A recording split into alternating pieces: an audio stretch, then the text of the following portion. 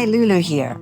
So I have done 15 episodes so far of the Lulu Podcast, Turning Points, and we've had some fabulous guests: Stephen Mangan, the actor Brian Cox, June Sarpong, Anastasia, Richard E. Grant, Gary Barlow, Kristen Scott Thomas, so many. And on this special episode, I've decided to pick out my favorite bits for you to listen to.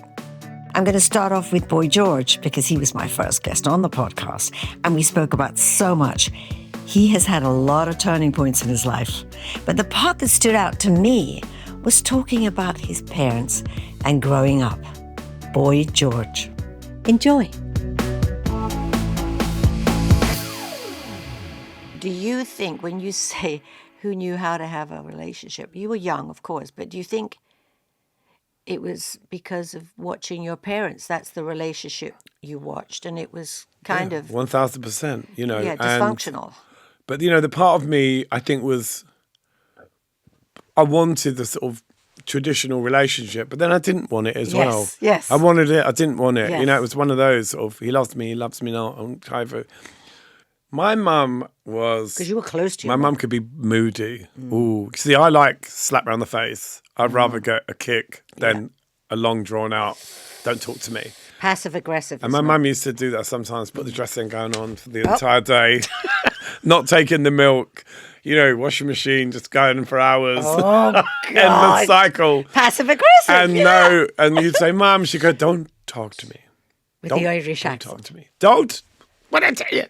So, it was like, I would literally find that very frustrating, being a performer, wanting applause. Yeah, wanting attention. She did that with my dad as well. But then, thinking back, she had lots to be unhappy about. I have very similar stories, but I want to know about yours. I did everything I could not to be like my dad.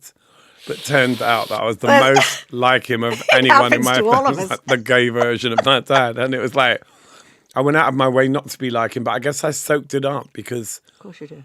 You can't not, Yeah. And I think it's just about, that thing of like, shut up. That was the thing I heard a lot when I was a kid. Too. Shut up. Me too. Guess what I did today? Shut up. So you get silenced a lot, which I think is why we go out and seek so much attention. I agree with you. I think it's like wanting to be heard. It's funny. I think I now realize I want to be heard. And that's probably why I sang shout. That's why shout. You literally took the words out of my mouth. I was like, literally, what about the metaphor of that song, Yeah, because I was do you told really want to hurt me? Hello? Quelle surprise. I mean, it's like, because But obviously... that actually, George, sorry for interrupting, but that, I think, what we've just talked about has happened to a lot of people. They don't have to be famous like Boy George or have had a career like you and I have had, but it happens at home when there's a lot of kids there to be quiet, I can't hear myself think, shut up, or, oh, don't get above yourself. But then also the sort of thing of like, my dad could also be very complimentary, but it was always on his terms. Yes. It wasn't like when you wanted it. It was like when he felt like, and he did, he'd say, you've got a beautiful voice. He'd say, my son's got a great voice. My mum was a bit more encouraging in terms of being who I wanted to be. I think partly because my dad stopped her from being who she wanted to be. What? Your father stopped your mum? Yeah, if my mum if she put a nice dress on, she was having an affair. If she got dressed up, what were you dressed up like for?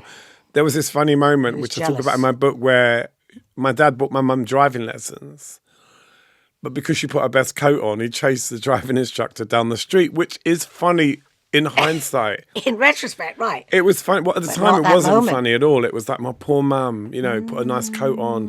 And my dad was like, well, if you're going to walk around like dinosaurs, acting like you're going out to theatre, no one's going to take you seriously. It was all about jealousy, though. And how did you feel when you would hear your father say that? I was always telling my mum to leave my dad. I was always called, I was the one that was, I was always saying, why don't you leave him? He should be quiet. Because my mum and dad were both Aquarian, born on the same day. They met on their birthdays. So they were chalk and chalk. And if I said Dad's a pig, my mum would find something nice to say about him because that's what Aquarians do. They come in for the universe. They have to make things right. Except when they have a row. Then it's like... They're right, I've you're been writing wrong. about my mum recently saying, actually, my mum was a peacemaker, but if she wanted to have a row with you, duck. Your childhood sounds a little bit like mine. I suppose all of our childhoods, there are similarities. But so when he put your mum down, I hated it. I mean, because I used to love my mum. My mum didn't dress up a lot, but when she did, my mum used to make clothes. She was a really good seamstress. There was a shop in Eltham High Street called Paraphernalia. My mum used to sew all the dresses. Oh. So I was always like, sometimes she'd get some flares. I'd be, oh, Mum, let me have these. She'd go, no, they're going to the shop. There's 10 pairs. I could see it. Yeah, it was amazing. So my mum occasionally would dress up for a family gathering or a wedding or something. And she had really good taste, my mum. She was very, very beautiful and stylish. So you get that from your mother? Yeah. I mean, my mum used to, headbands and, flower shoes and matching, all of that. My dad was against any forms of glamour when my mum was concerned. He did Just not jealousy. want her to be looked at. No. Weird. Are you jealous? Very. Like almost like to the point where it's embarrassing. With your partners? Well, I think for me, I watched that part of myself. Say 10 years ago, if I was on the phone to someone I was going out with and I heard someone in the background, I would create all sorts of scenarios about who is it. Now I just let it go. I don't ask questions. I don't do those things, because if you do those things, you will go down that road. Now, how did you change that? Because that is a tough one, to have that jealous streak. I think it's always there, but I think as you start to understand that it's a really horrible quality. It's a horrible, suffocating... I mean, listen, I wish I knew what I knew 30 years ago. I knew that I would never be jealous. I would never chase after a guy. I would have made them all chase me. It was so... Who I am now to who I was all those years ago when I was like, I just want a boyfriend. And I wanted all the things that my parents didn't have. I think that was what it was. Which were what? No, there wasn't much love. There was a sort of tolerance and, I mean, my parents did love each other, no question, but they just weren't respectful to each other. So I grew up thinking that was normal, that screaming and shouting was what you did in a relationship, and that constituted love. Somebody hit you over the head with a chair, they really loved you.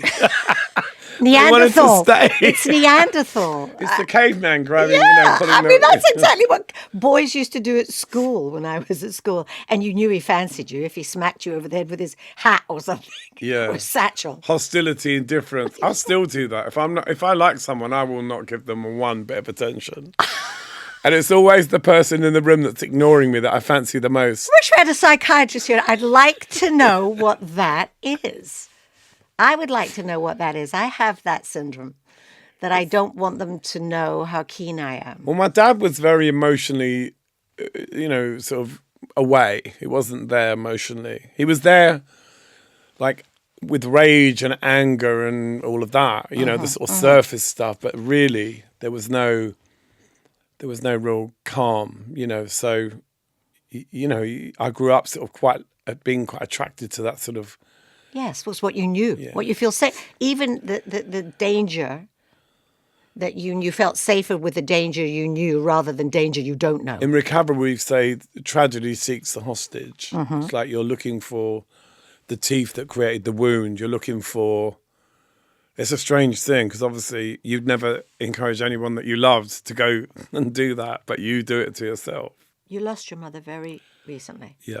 And how do you manage to cope? Because I know you were incredibly close. I actually the only thing I find most frustrating is not being able to call her and say, oh, I'm doing a Lulu podcast or I'm doing this. Or I just, my mum was interested in everything, so she loved to know everything. Tell me what you've been doing and what was the hotel like, photos, In the early days, I would always call her if I was in the Bel Air, say, Mum, I'm in this hotel, it's like 60 quid for a cup of tea. She's like, oh, Jesus, So it was that thing of, I had such a great friendship with her and I was with her when she passed. It was insane. How was that? It was amazing. It was beyond anything I could have hoped for, because Not scary. It was a privilege. I have to say it was a real privilege. And in fact, I talked to a Buddhist teacher friend of mine, Desmond, and he said it's one of the greatest gifts if you can be with your mother when she leaves this planet. That it's so. It was nothing like I thought it was going to be. I thought it was going to be. Well, I thought I'd scream and go mad and. Yes. But in the moment, I was like, do you know what? This isn't about you. It's not about you. Shut the fuck, excuse beep, shut up. But I was singing all my Hindu. I was like, oh, So you were chanting. I was chanting and holding a hand. And my priest, who's a Catholic, Father Richard, I was like, sorry, Richard. The Irish priest. But my mum, what's making me laugh afterwards, I was thinking, if my mum had woken up, she'd have gone, what are you singing? What are you singing? I used to say to my mum all the time, Mum, say my vibe is magic. She'd go, fuck off. It was just hilarious that she was just, why are you talking like that? But she always knew that I was always exploring. She'd say, oh, I don't know what he is this week. Yeah. He's a Hindu, vegan. I really felt that George opened up to me on this episode. I haven't heard him speak quite as openly and as freely, as beautifully either, about the death of his mother and what her passing meant to him. And clearly his childhood and watching how his parents interacted had a big impact on him and who he grew up to be. I asked similar questions to Alan Cumming when he was on the podcast, and he had a different take on it.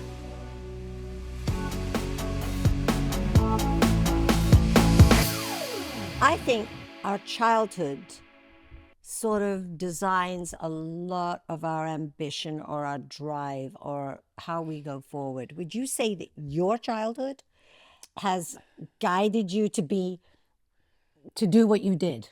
To go where you went, to be an actor, to be a... Yes, perhaps. It's sort of a prickly thing for me because I sort of feel like obviously, I think is the answer in many different ways because your childhood, maps it out for everybody, even if it's a joyous childhood. Yes. But I also think, when sort of scary things, when you're scared and things in your childhood and you have fear and one of your parents is your bully, that casts such a long shadow in your life. So are we talking about your father? Because talking about my father. Mary Darling's an angel. Right. But obviously, and I'm frank about that. Obviously, I'm still working through that. Yes. Still. Yes. And but the other thing is that my sort of workiness and my drive in that way. I don't want to attribute that to my dad not loving me. I sort of feel like I guess I'm trying to prove something, but I'm actually proving something for myself. As well, in itself is an answer. Yeah. I think that's the answer. No matter what happened to me, no matter what was bad, good, or indifferent, I decided I'm going to go forward in this way. Right. And it certainly made me, when when someone sort of tells you you're worthless, who is supposed to be... loves you. Who's supposed to love you, and who sort of takes pleasure in hurting you, who's supposed to love you, and is supposed to sort of look after you. It definitely makes you very... self-aware and makes you have to make up your own, be vigilant about yourself and make decisions about everything, including yourself. But it also makes you think, I was also like sort of, fuck you, I'm going to do what I want to do. I'm going to live my life. I have that attitude. Yeah. People used to say when I sang Shout, had a hit with Shout. I've heard of it. I'd hear them. Well, if she carries on singing like that, she'll last 5 minutes, She'll who's never on have top a and who's on career. bottom now, Lulu? I'm like, just watch this. But you know what I'm saying? Yes. I kind of feel, when I said about did your childhood make you who you are? And I think it does. Yeah. You can either become the victim, and it depends on many, many circumstances, of course. But, I think with me, when someone says, like, you canny, I go, really? Oh, really? Is that right? Just watch this space. I kind of do that. But I think, I think it's really interesting you're going to write this book now, because I found that, in a funny sort of way, finding who you are, and that can mean lots of things, like, being happy with who you are. That can be, people coming out and being queer and all that sort of stuff. That I find, the more honest and open and sort of not caring about, letting go of the sort of worries about how you're perceived and the men in suits, what there's, the happier I've been. And actually the thing, when I wrote the book about my dad, which came about because of a sort of a series of circumstances that he suddenly came back into my life like 15 years ago or something, that telling that final part of my story that I hadn't really ever talked about very publicly, was unexpectedly so brilliant and transformative. Yes, because I was sort of so scared of what cathartic. But it was cathartic, but also it was because so many other people who had gone through similar things or had a variety of different things in their lives said to me, because you've spoken out about what was your sort of demon, now I feel empowered to talk about mine. And so you realize that you help so many people by being authentic and honest. And you sort of think you're doing it for you and you have to do it for you. But actually it was such a great surprise to me about how, and that's still, practically every day there's somebody says something to me or writes something about it. So tell me about Who Do You Think You Are? Was that a turning point? Yes, big time. Oh, it's funny actually because it's such a great idea for a show. They get famous people and say to them, find out about their genealogy, and because you did it. I did. So they do this thing where they say, "Would you like to do the show?" And you go, "Okay," and then they go, "Well, hang on, we're going to go and research you and see if you would work for our show, if you're interesting enough, basically, or if your ancestors are interesting enough." And so. And I remember I said to my mum, "Oh gosh, they're going to do it." And I actually remember thinking, because my mum had not seen her dad. Last time she saw her dad was when she was 8. He died when she was 13, and he died in Malaysia. And everyone said it was a shooting accident in this thing. And she said it was like he was cleaning his gun, and it was a thing, and it was all a bit of a mystery, all a bit, it all seemed a bit what. And so I remember thinking, didn't ring true. I remember thinking, oh, this will be so great for my mum, because if they choose that story, because they researched lots of parts of your life, and they researched bits on my dad's side as well. Oh. And they said to me, would I mind if my dad was interviewed at the time I hadn't seen him for many, many years. We were sort of estranged actually. My brother and I had gone to sort of talk to him and confront him after my whole, remembering all these things, and he never got in touch with us again. And that was fine. We sort of had some sort of resolution. It was actually, and I think sometimes when people leave your lives, they do you a favor. Actually, sometimes. So they said, "Would I like to?" I said, "I don't want him to be in the show, but I don't mind if you interview him if it's important for the research for that side. If you're going to blah blah blah." So, but then they came, and I remember thinking, this is the best thing about being famous that has happened to me, because I have this ability, because of the BBC and all the research and all the resources. I am going to be able to show my mum, because they said they were going to focus on her dad, my grandfather that I never met. This is the bit. What a gift I can give to my mum to be able to find out what actually happened to her dad and all this stuff. So then I'm about to start filming. About literally the night before I start filming, my brother calls up in a total state, saying that my dad wants to get in touch with me, and that. Talk about timing. And I'm like, what? Why? What is it? And there'd been journalists, reporters had been at his house, and that's happened over the years. Reporters going to both my parents for various things, and anyway, he said he wants me to know something, and I was like, what? Anyway, so my brother came, and my brother didn't want to tell me on the phone. I was like, what? Tell me, because I'm coming. He was living in Southampton, and he came up on the train, and I was just like frenetic. I didn't know what he was going to say. Hanging. I didn't know what it was, and I didn't. He didn't tell me it was my dad's. Anyway, whatever. I can't remember. It was just awful. Anyway, we went on the roof of my house, my flat in London, and he told me that my dad had reached out to him to tell me that I wasn't his biological son. And the reason he was doing that was because he knew that I was going to do the Who Do You Think You Are, and he was worried that I was going to find out about that on the show, and he wanted to tell me before I found out in front of the cameras and millions of people. So I was just like, what? I mean, it was just such a mind fuck. I was just, and then I literally then started filming the thing. So then the morning, as I was about to go to the first day of filming, I said, I want to talk to my dad. I want to talk to him about this. I spoke to him, and I was just getting in the lift, and he called, and I said, you know what, I can't talk to you right now, but I really do want to talk to you, and thank you for calling me. I'll call you, and blah, blah, blah. So he had this whole story about what had happened and how I was not, and how he said, and we never talked about it. I'm like, clearly. Anyway, I filmed all the Who Do You Think You Are stuff, found out that my grandfather died in Malaysia playing Russian roulette. Oh. So this went from being the greatest thing about being famous to the worst thing about being famous. I had to call up my mum and say, our dad played Russian roulette, you know? And so many, early on in the filming, when he was in France, he was in in the war, he was in a motorbike dispatch, he had live ammunition, he was like, the Nazis were shooting at him, and I was like, oh my God, he was so reckless. And I now realised how reckless, and I'm kind of reckless.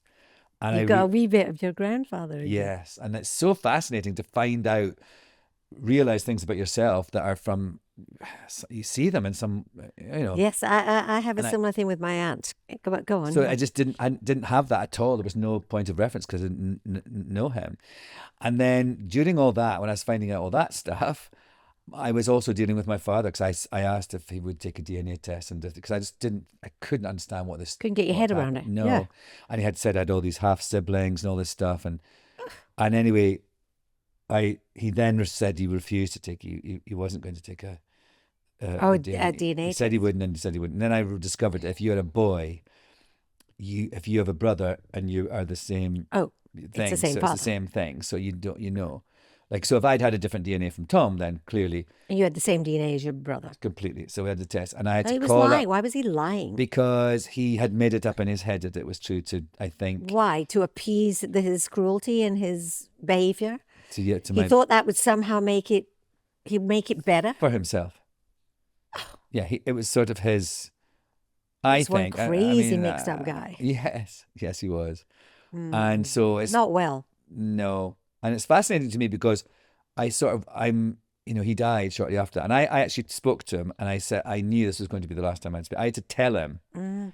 I had to call him up and go, oh, by the way, I am your biological son.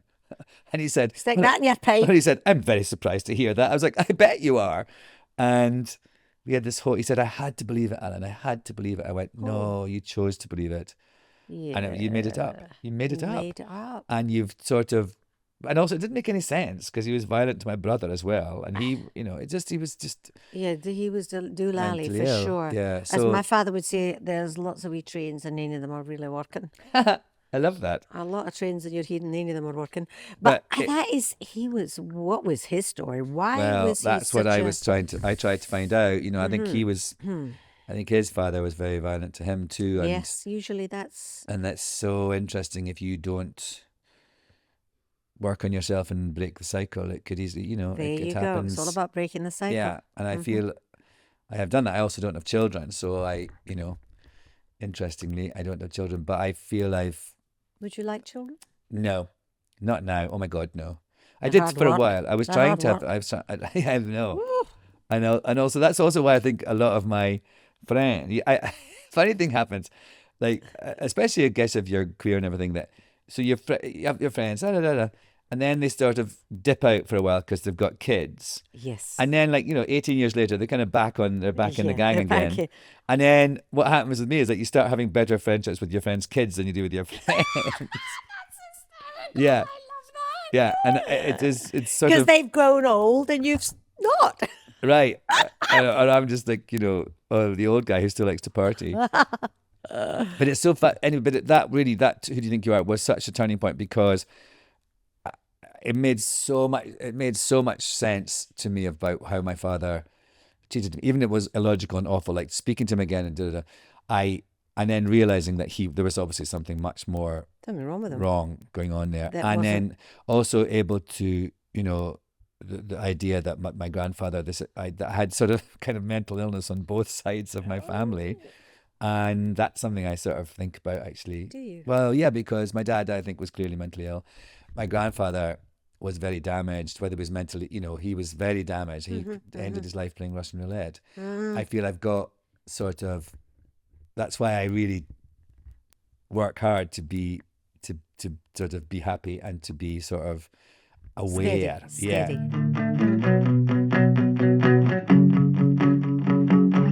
One of the many things I'm loving about doing this podcast is finding out about what makes people tick and how we all see the world differently. I've been in the industry a long time and I've seen a lot of things, but it's really when you sit down with someone and get into it that you learn about what made them who they are today. Kristen Scott Thomas had her own interpretation of her childhood after her mother was widowed twice.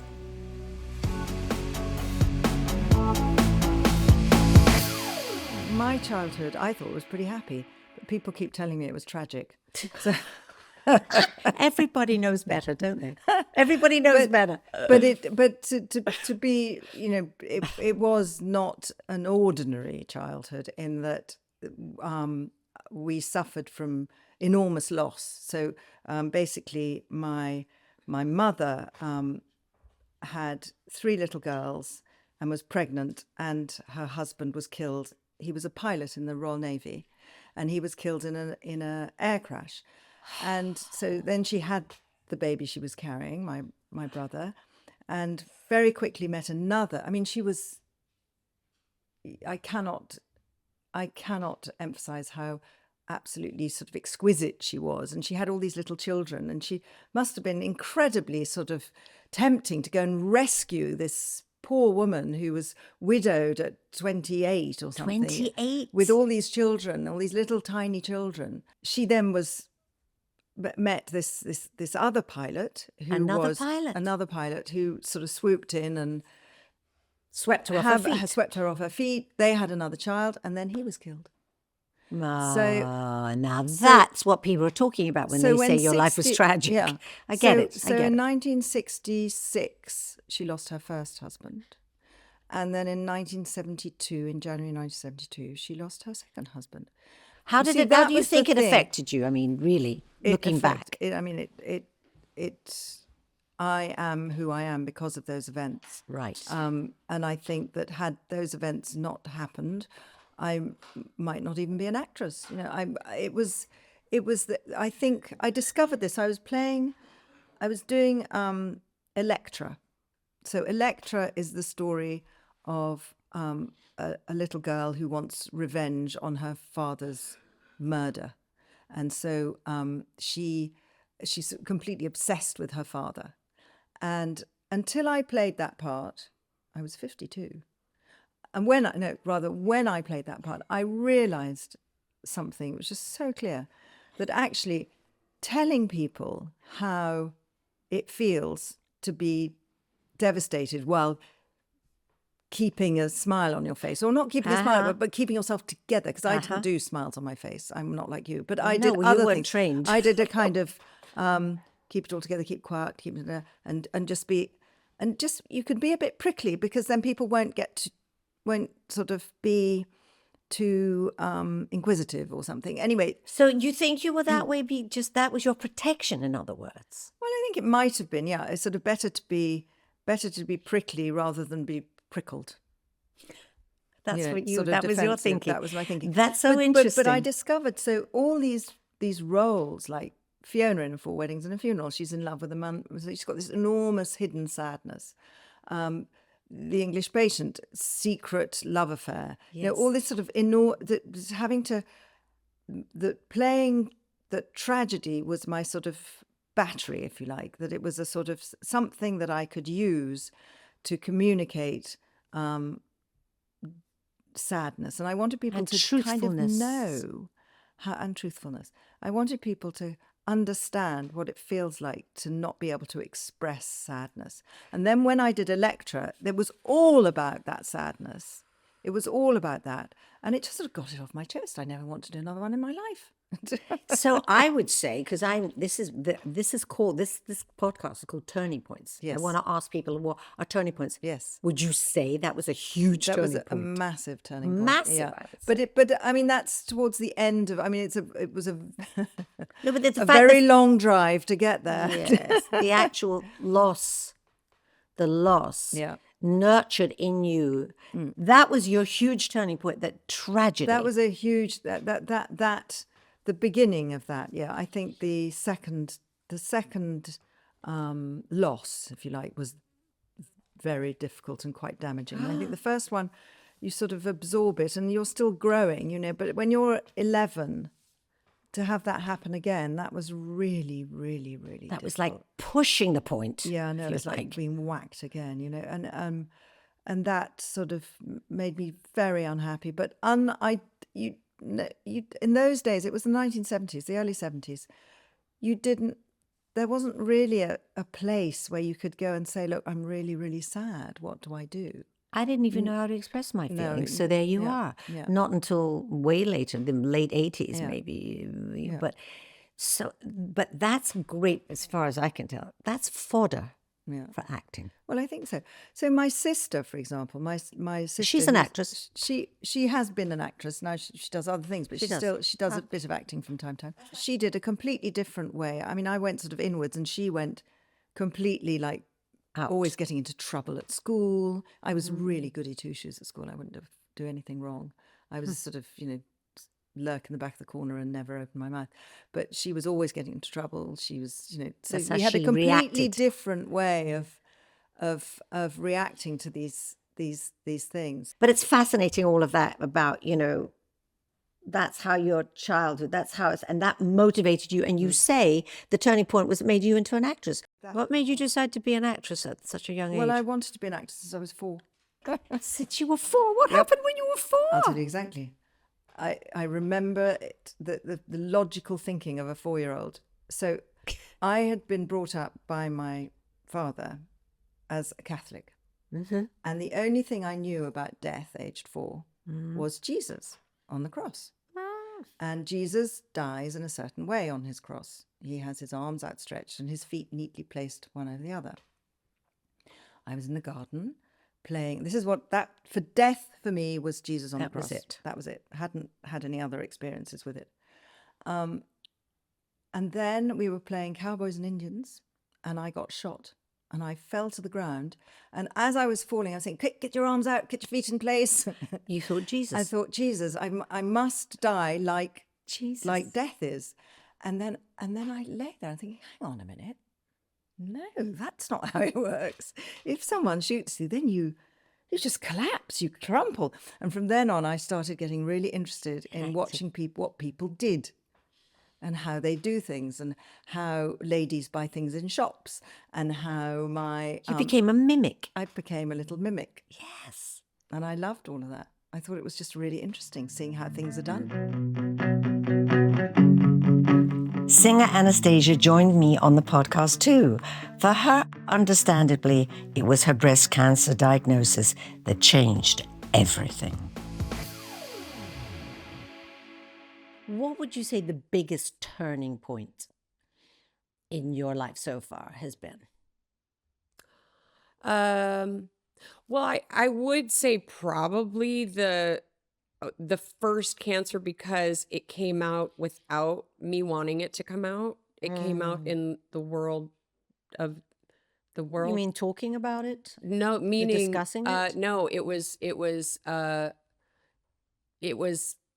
released before the day that I found out. You didn't put it out. No, the news did. It was leaked. Somebody leaked it. So it was leaked, and they asked me for a statement, and I was like, "Well, what do you mean a statement?"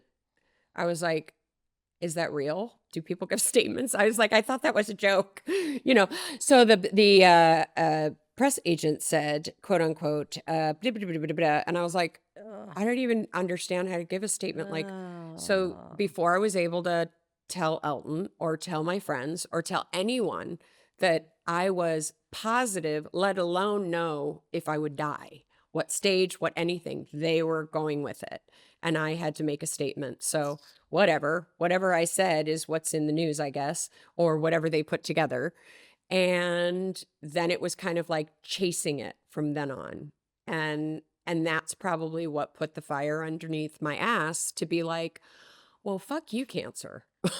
I'm like, fuck you for just disrupting my life in this way. And fuck you, press. I'm going to use y'all, and I'm going to freaking talk about it. And you're going to do a million freaking, to help. You're going to interview me 27 times, and I'm going to help everybody with their titties. So there you go. It's like, so to me, turning something negative into positive. That was like a huge comeback for me on a level of being really, really devastated that they leaked it, because I wasn't ready to even know what life was and how to deal with it. Right.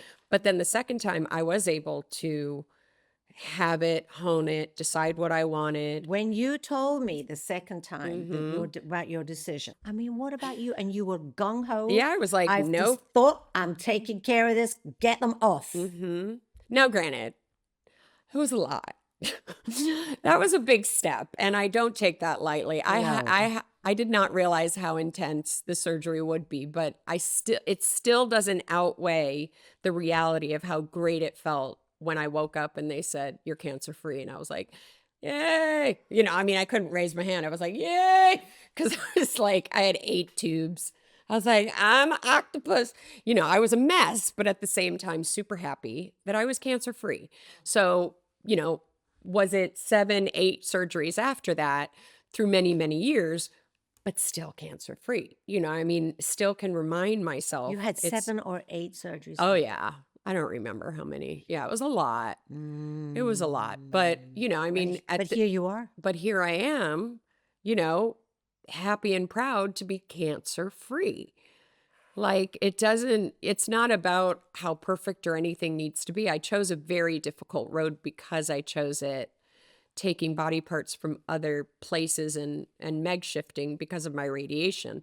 My struggle of trying to make me a woman again was a little harder. But so, you know, reconstruction was a road difficult, but, you know, worth it when you say the word cancer free to me, you know? So it was one of those moments that defined and changed my life in a way, but I look at it as like a serious blessing. Like, I found it through a surgery that so many of my friends said, don't do it, because they're like, you have beautiful breasts and you don't need to get a reduction. Don't make them smaller. Everyone's making them bigger while you're making them smaller. All of that. Yeah, and I'm like, if I listen to them, I might have a different situation going on, and I might have had stage 4 and I might have not lived, and it might have been a different avenue. So grateful for the big tatas, as I say, and we find the positive in it. Cha-cha bingas.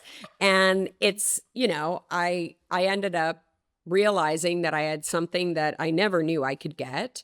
And when you find out more stats about breast cancer and you find out some real information, then you realize, I didn't know that information. Do other people know that information? And I felt like, I guess I'm going to start talking about it. And that's what's great about you. Right. You are so open. I don't know that I'm as open as you. I, have always protected and kept my trauma private until this book, which is not even out yet. But I've always been, I talk a lot, but I keep a lot. You tell.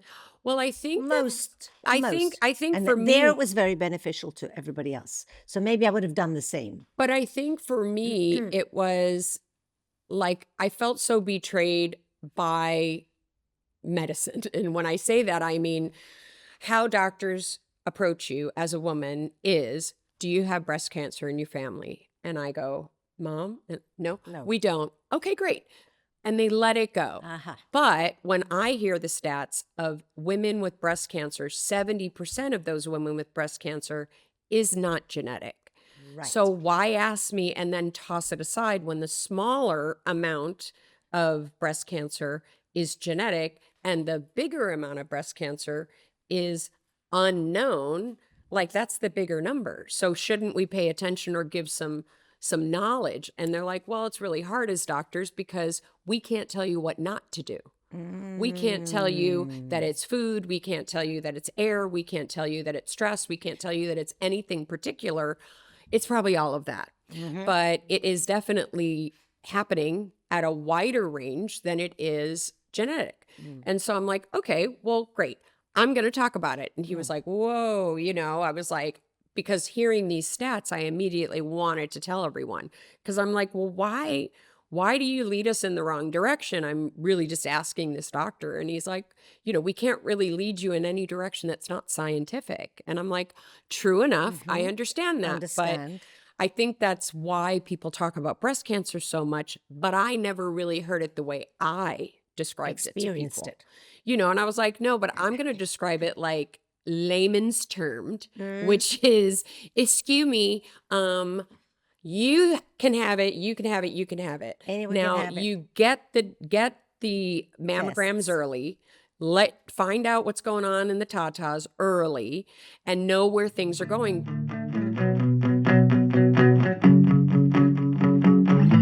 I found so many of my guest stories and experiences so inspiring and uplifting. You can watch and listen to all of those interviews in full on Spotify, Apple, or wherever you get your podcasts. And there's loads more up there too. Episodes with June Sarpong, Stephen Mangan, the actor Brian Cox, director Paul Feig, Richard E. Grant, John Legend. Whoa, I have been joined by so many amazing guests. Remember, if you have any questions, if there's anything you'd like to talk about, just lulu@whistledown.net. The Lulu Podcast, Turning Points, is a Whistledown podcast. Our producer is Faye Lyons-White. Follow us on Instagram @The Lulu Podcast. And don't forget to rate or review us wherever you get your podcasts. Until next time, ta-da! Oh, just before I go, let me tell you about an amazing new podcast from Whistledown. It's The Power Sisters. They are Rachel, Elaine, and Caroline, 3 of the sassiest, most single-minded women you'll ever meet. They're old school friends and mentors for life. And they're so funny. I mean, money worries are difficult when you in a can't relationship. pay the bills, you cannot have a healthy relationship. Shall we take away your salary? My mother is, of age, and she's still looking. Yeah, your mum looks good. amazing. Where you going? I said, I'm on a podcast. Oh yeah, you, Auntie Rachel, trying to be famous. Yes, we're not trying. We're not trying. We are. I said you're rude. We're not trying. Welcome to the Power Sisters. That's Power Sisters. Listen to them on Spotify or wherever you get your podcasts.